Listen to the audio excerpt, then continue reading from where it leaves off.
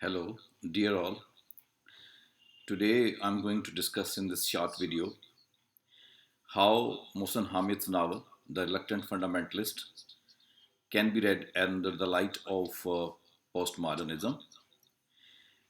Well, before we go further, we need to take into consideration one idea that postmodernism has killed literature actually. This is a very high sounding idea and sometimes very difficult to believe, but in a way, it's very easy to believe and to think about that. For example, what postmodernism has done with the pieces of literature, that is, the meta narratives or the mega narratives or the grand narratives, these narratives have interacted with each other. And ultimately, right now, we do not have that type of great or grand narratives as we used to have. Similarly, postmodernism has also changed the definition of the hero and that of the heroine, and then the narration of the story as well.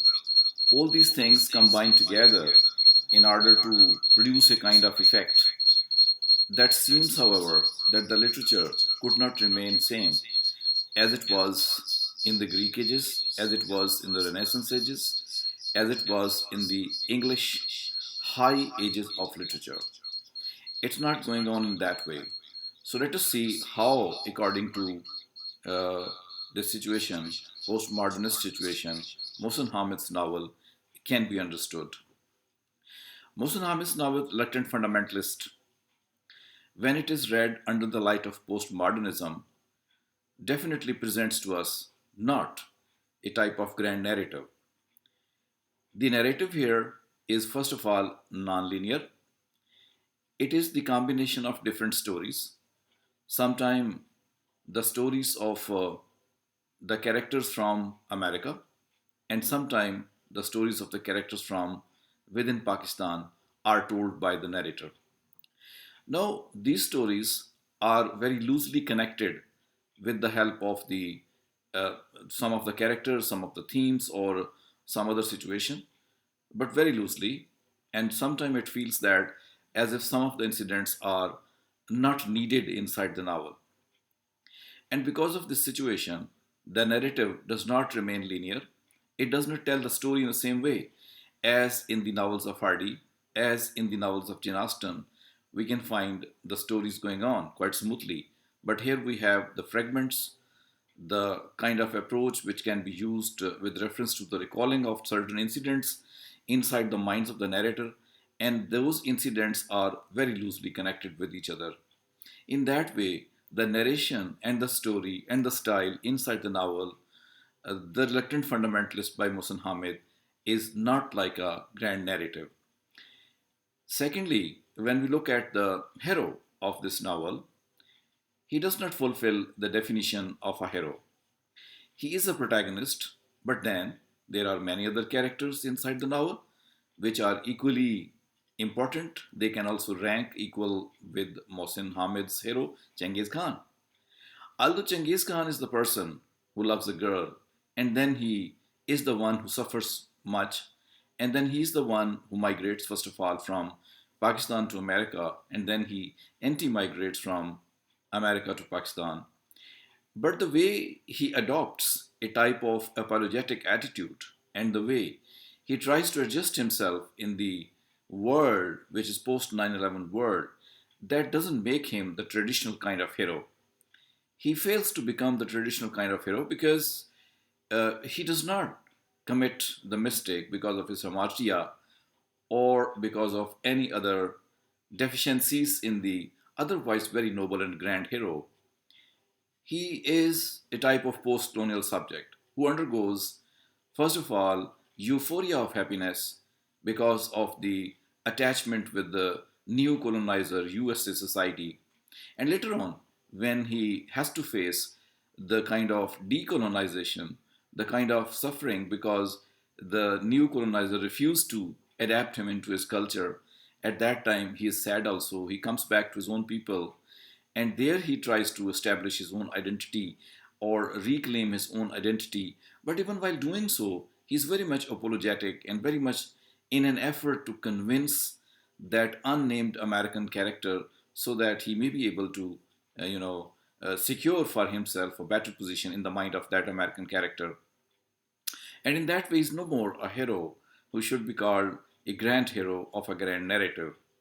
By the way, the American character which has been put into this novel as a very important character because all the story is told to him by Genghis Khan, that American character doesn't have a name.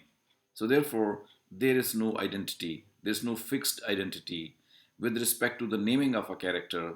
And this also is a type of postmodern attitude because in postmodern attitude, certainty and the kind of fixed identity is not available. And that is why the novel of Mohsen Hamid, The Reluctant Fundamentalist, does fall under the category of postmodern novel as well. Besides that, the role of the heroine, Erika, also seems to be very much in coordination with the postmodernist attitude. Like she is not a heroine as the heroine of Jane Austen, that of George Eliot, or that of Hardy, or even that of Dickens can be found out.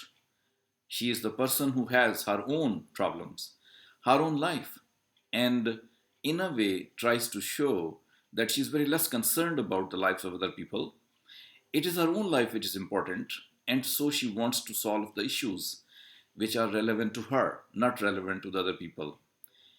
And the issue here is not the issue of love, it is the issue of our own nostalgia, of our own psychological sickness, of our own inability of adjustment within the new scenario of post 9/11. And she fails to identify herself in that scenario which is developing in USA, and as a result becomes a subject, that subject which is unable to cope with the situation and ultimately commits suicide. So her suicide is not a type of love affair like traditional stories of love, but rather it is a suicide of an attempt to cure herself of or adjust herself of in such a way that she loses herself as well. So her character, her role, that is also a very postmodernist role. And besides that, the whole narrative that we are studying, it is jumbled up. It is not fixed in that way, as it should be told, a kind of story which gives a player to us.